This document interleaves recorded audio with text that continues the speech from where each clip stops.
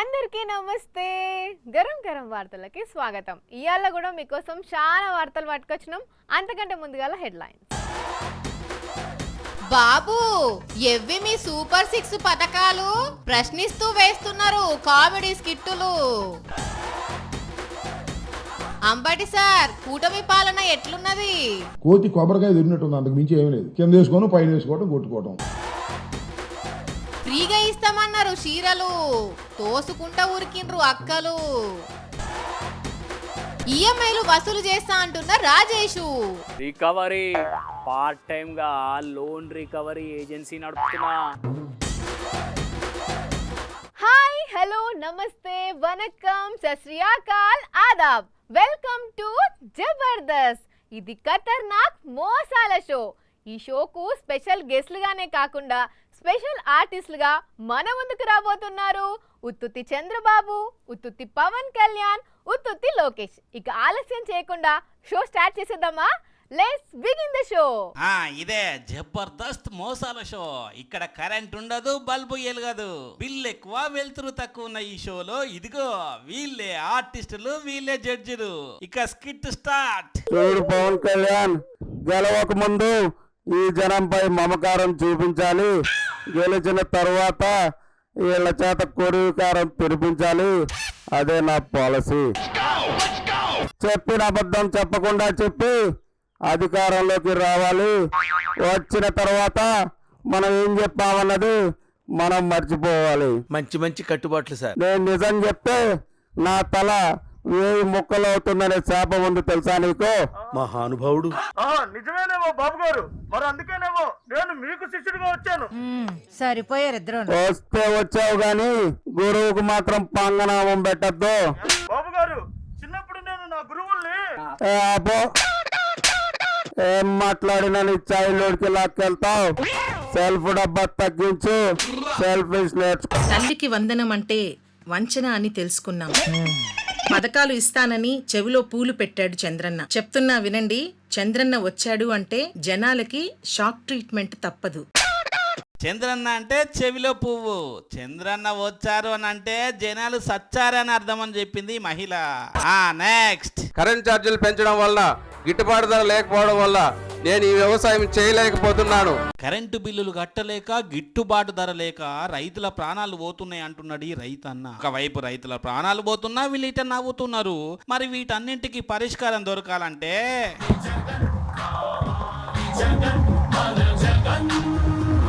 నమ్మకం అంటే జగన్, సంక్షేమం అంటే జగన్. వచ్చేది మనమే, గెలిచేది జనమే. అర్థమైందా అనుల్లా? ఇది చూస్తందుకు స్కిట్టి అనిపించచ్చు కానీ రాష్ట్రంలో ఉన్న వాస్తవ పరిస్థితిని తిరుపతి వైఎస్ఆర్ కాంగ్రెస్ పార్టీ ఇన్ఛార్జ్ భూమన అభినయ్ రెడ్డి మంచిగా చూంచండి. ఇట్లా మరి ఎలక్షన్లకు ముందు కరెంటు ధరలు పెంచమని చెప్పిండ్రు కూటమి నేతలు. ఇక ఎలక్షన్లలో గెలుచుడుతోనే పెంచిర్రు. అందుకే ఆ పెంచిన కరెంటు ధరలతోని జనాలు ఎట్లా బాధపడుతున్నారో కళ్ళకు కట్టినట్టు స్కిట్టేసి మరీ చూంచిండ్రు. కానీ పాపం దీంట్లో ఉత్తుత్తు లోకేష్ కూడా పెట్టిర్రు కానీ ఒక్క డైలాగ్ అంటే ఒక్క డైలాగ్ కూడా ఇయ్యలే. మరి స్కిట్ వేసేందుకు కూడా ఉత్తి లోకేష్ పనికిరాడు అనుకున్నారో ఏందో. ఉంటే సూపర్ 6 హామీల మీద ఈ కూటమి సర్కార్ను ప్రజలు ఏడి కాడ నిలదీస్తాటే కనబడుతున్నది కానీ ఈ ప్రభుత్వానికి దండోరా బాబు. అంబటి సార్తో మాట్లాడితే ఆ కిక్కే వేరు. అందుకే ఇవాళ మన గరం గరం వార్తలకు అంబటి సార్ను పట్టుకొచ్చినాం. మరి ఏపీల రాజకీయాలు ఎట్లున్నాయి, కూటమి పాలన ఎట్లుందో సార్ని అడిగి తెలుసుకుందాం. సార్ నమస్తే. నేను సార్ సరిగా కనబడతలేనా? గరం గరం వార్తల యాంకర్ వార్తావాణిని. కళ్ళు నెత్తికెక్కి అధికార బలం నిజంగా బలం అనుకొని, వాపును బలం అనుకొని, ఒళ్ళు బలిసి ఇష్టం వచ్చినట్టుగా మాట్లాడేటటువంటి ప్రయత్నం చేస్తున్నారు. ఏంటి సార్ అట్లా కళ్ళు నెత్తికెక్కినాయా అని ఎవరిని అంటున్నారు? ఆ పసిరాజాకి, ఆ పప్పు రాజాకి నేను సవినయంగా హెచ్చరిక చేస్తున్నాను. పసిరాజా పప్పు రాజానా?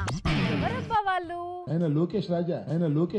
లోకేష్ ఇప్పుడు మంత్రి కదా సార్, మీరేంది పసిరాజా అంటున్నారు? ఏదో చంద్రబాబు నాయుడు గారి కుమారుడుగా ఉన్నావు కాబట్టి అందరూ నిన్ను గౌరవిస్తున్నట్టుగా నటిస్తున్నారు. అంతేనంటారా? కోతి కొబ్బరికాయ తిరిగినట్టుంది, అంతకు మించి ఏమీ లేదు. కింద వేసుకోవడం, పైన వేసుకోవడం, కొట్టుకోవడం. అంటే ఒకసారి అసలు నీ మంత్రివర్గ సభ్యులు, నీ తోటి వారు ఏమనుకుంటున్నారో తెలుసుకో. అట్లా తెలుసుకుంటే ఏమైతుంది అంటారు సార్ లోకేష్ కు? కొద్దిగా నీకు జ్ఞానోదయం అయింది. సరే సరే, మీరన్న పసిరాజా గురించి కొద్దిసేపు పక్కన పెట్టి వాళ్ళ బాబు గురించి చెప్పండి సార్. అయ్యా నారా చంద్రబాబు నాయుడు గారు మీరు సూపర్ 6 అన్నారు. సూపర్ 6 ఏం అమలు చేశారు చెప్పండి నాకు. ఏం చేశారంటే గ్యాస్ 3 సిలిండర్లు అన్నారు, ఇచ్చారా?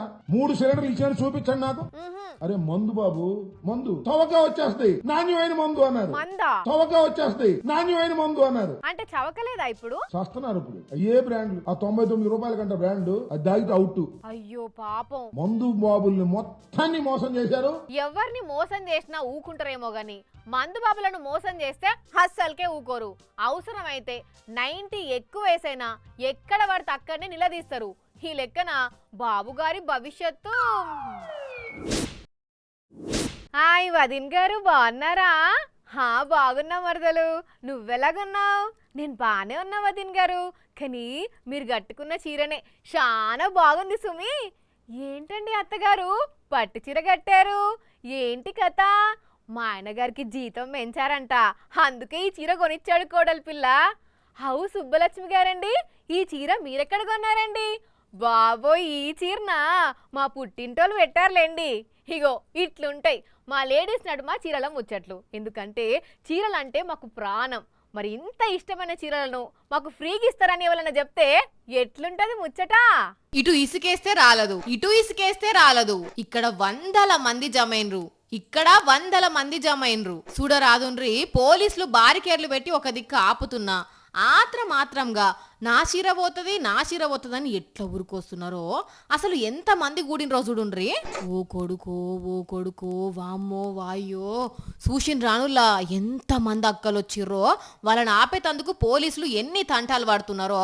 ఇట్లుంటది మరి చీరల పవర్ అంటే, ఇట్లుంటది మరి చీరలు ఫ్రీ అంటే, ఇట్లుంటది చీరలు పంచి పెడతారన్న విషయం తెలిస్తే. ఇంతకు ఇదంతా ఎక్కడ అనుకున్నారు? వికారాబాద్ జిల్లాల ఒక షాపింగ్ మాల్ వాళ్ళు కొత్తగా ఓపెన్ చేస్తున్నాం కాబట్టి వచ్చిన అక్కలందరికీ తలో శిర చేతిలో పెడతామని సాటింపేసేసరికి 2-3 వేల మంది వచ్చిర్రు. ఆఖరికి వాళ్ళు చీరలు వంచలేక పోలీసులకు చెప్తే ఫుల్లుగా తోపులాట అయింది. అయినా అక్కలెందుకు ఊకుంటారు? బరాబర్గా చీరలు తీసుకొనే పోయినరు. కానీ అక్కలు తెచ్చుకున్నారు కానీ జర గీసోంటి దగ్గర తొక్కిసలాటలు అవుతాయి. పైలంగా ఉండుర్రి. ఏమంటున్నావు? సరేనా? ఆఫీస్కి వచ్చిన మన రాయేషు ఏదో అర్జెంట్ పని ఉందని చెప్పి పోయిందట. ఇప్పటిదాకా రాలే. మళ్ళా ఏడున్నాడో అసలు? ఏమైంది తమ్మి, ఏడున్నారు? అరే ఇంకెంతసేపు బాయ్, జల్దీ నాకు ఆనియండి. ఫోన్ చేయి మళ్ళా. వాళ్ళు చేస్తారు కానీ నువ్వు చేసిన వాళ్ళ ఫోన్లు ఎత్తు ముందు. ఏంది ఏమో గురికాయించి చూస్తున్నావు? నీ సూపులకు భయపడ్డాడు ఎవ్వరు లేడు ఇక్కడ. ఏదో పని ఉందని చెప్పి పోయినావట ఆఫీస్ నుండి. ఏడ తిరుగుతున్నావు రాకుండా? అరే వస్తా బాయ్, చిన్న పని మీద వచ్చినా. ఏం పని అయ్యా గంతగన మూటలు కట్టేది? ఒక్క నిమిషం ఆగు, ఫోన్ వస్తుంది. చెప్పు తమ్మి, ఏమేమున్నాయా ఇంట్లో? ఏం లేవన్నా, ఇంట్లో అంతా ఖాళీగా ఉన్నది. అరే మంచిగా చూడండి తమ్మి, ఏది దొరుకుతుంది పట్టుకరండి. అన్నా 2 ఎలకలు ఒక పిల్లి తిరుగుతున్నదన్నా. అరే ఇంకేం తమ్మి, సూపర్. ఆ ఎలుకలను పట్టుకొని రండి. మళ్ళా పైసలు కడితేనే ఎలుకలను వాపస్ ఇచ్చుడు, లేకుంటే లేదా. పైసలు ఇస్తే ఎలుకలు పిల్లలు వాపస్ ఇస్తావా? అసలు ఏం చేస్తున్నావు నువ్వు? రికవరీ పార్ట్ టైం గా లోన్ రికవరీ ఏజెన్సీ నడుపుతున్నా. లోన్ రికవరీలో భాగంగా ఎలుకలు పట్టుకపోతారా ఎవరన్నా? ఈఎంఐ కట్టకపోతే ఏదైనా తీసుకుపోతాం భయ్. మనం గొర్రెలు, మేకలు, తలుపులు, కిటికీలు ఏదైనా పట్టుకపోతాం. పైసలు వసూలు కావాలి మనకు గంతే. అంటే వాటి కోసమే లోన్ తీసుకున్నావు లాళ్ళు? లేవై, పైసలే తీసుకున్నారు, కాకుంటే ఈఎంఐ చక్కగా కడతలేరు, అందుకే ఇట్లా పట్టుకొస్తాం అన్నట్టు. ఎవ్వరన్నా తెస్తారా అట్లా? ఎందుకు దేరు భయ్, లోన్ కట్టనోళ్ళ ఇంటికి బ్యాంక్ ఆఫీసర్లు పోవాలి, దొరికింది ఎత్తుకొని రావాలి. ఇప్పుడు ఇదే ట్రెండ్ నడుస్తున్నది. ఏ ఊకో, బ్యాంక్ వాళ్ళు ఎందుకు అట్లా చేస్తారు? అరే ఖమ్మం జిల్లా కూసుమంచిల్లో ఉన్న డిసిసిబి బ్యాంక్ వాళ్ళు ఏం చేసిండ్రో ఎరికారు? ఏం చేసిర్రు? కోరిల తండాలు ఉండే బానోత్ లింగా అనే అన్న బ్యాంకు కించి 50,000 రూపాయలు లోన్ తీసుకొని పానం మంచిగా లేక 6 నెలల సంది ఈఎంఐ కడతలేడట. అందుకని బ్యాంకు మేనేజర్ ఎంప్లాయీస్ని ఎంటేసుకొని పోయి మరి మూడు గొర్రెలను పట్టుకొచ్చిండట అప్పు కింద, తెలుసా? గొర్రెలనా? అరే అంతకు ముందు ఉమ్మడి వరంగల్ జిల్లాల ఒక బ్యాంక్ వాళ్ళు ఆయన అప్పు కట్టలేదని చెప్పి ఇంటికి పోయి దర్వాజాలు ఎత్తుకొచ్చారు. ఇంకొకడ ఇంటి ముంగట కూర్చొని వంట వార్పు చేసుకుంటాను, పైసలు కడితేనే ఇడికెంచి కదులుతామని చెప్పారు బ్యాంక్ వాళ్ళు. అరే ఇదంతా కూడా రికవరీ ట్రిక్స్ బై. ఓర్ని దిక్కుమాల లోన్ యాప్ల కంటే అధ్వానం చేస్తురు కదా. డైరెక్ట్ బ్యాంకులు పోతే ఇగో గిట్లా తిడతారానే. మనం ఈ దందా షురూ చేసినాం, ఏజెన్సీ పెట్టుకున్నాం. ఇప్పుడు ఏమంటే మనం బ్యాంకుల కాడికి పోయి గిది ముచ్చట అని మాట్లాడతాం.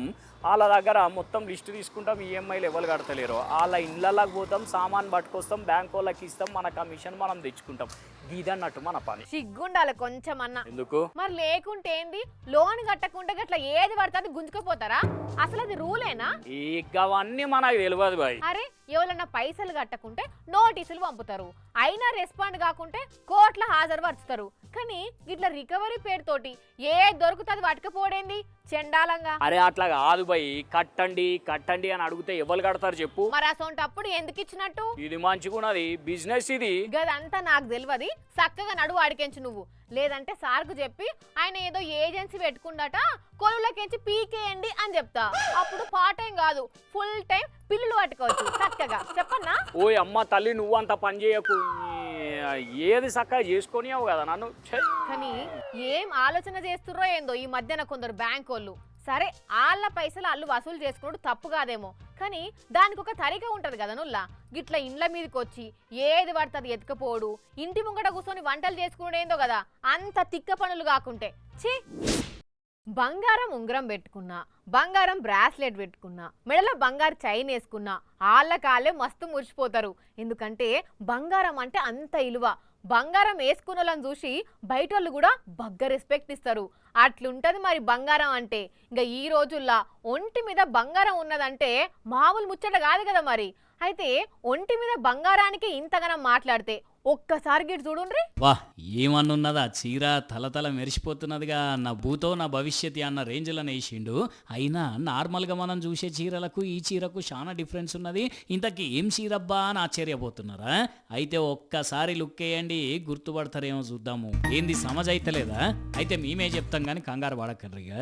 ఇది బంగారం చీర. ఎస్, బంగారం చీరని. దీంట్లో బంగారం కలిపి వేసిండి అన్న. మరి ఎవరు ఆర్డర్ చేసిండ్రు, ఎంత బంగారం కలిపినావో చెప్పే అన్న.